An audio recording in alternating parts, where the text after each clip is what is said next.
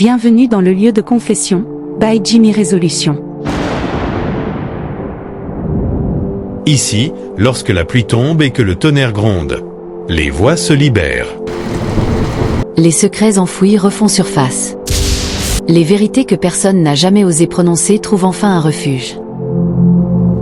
Dans cet espace, des hommes et des femmes viennent déposer leurs blessures, leurs regrets, leurs fautes, leurs espoirs. Des histoires d'amour, de trahison, de miracles, mais aussi des douleurs silencieuses que personne ne voit.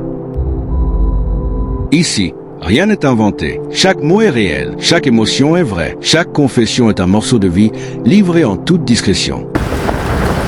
Abonnez-vous maintenant, invitez vos amis à nous rejoindre. Et si vous avez une histoire à partager, envoyez-la au numéro affiché à l'écran. Préparez-vous. Chaque jour, une nouvelle vérité se dévoile. Confession anonyme. Mon mari m'a proposé de coucher avec son meilleur ami pour avoir un enfant. Je suis brisée. Bonsoir Afrique. Je souhaite que mon message soit publié en anonymat, car aujourd'hui, je suis totalement perdue et j'ai besoin de vos conseils sincères. J'ai 42 ans. Je suis mariée depuis l'âge de 23 ans à l'homme que j'aime profondément. Cela fait donc près de 20 ans de mariage. 20 ans de respect, de projets, de combats, de sacrifices. Mais sans enfant. Nous avons tout essayé.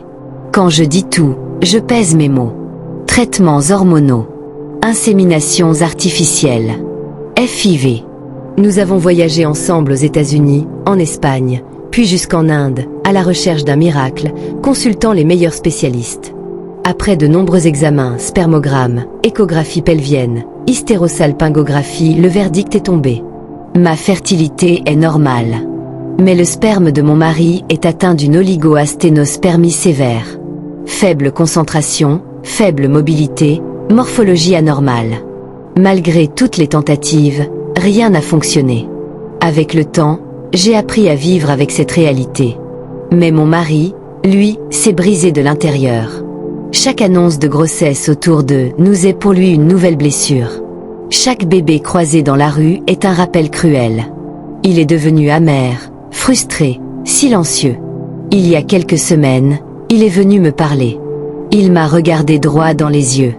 Son regard était grave, déterminé, et terriblement triste.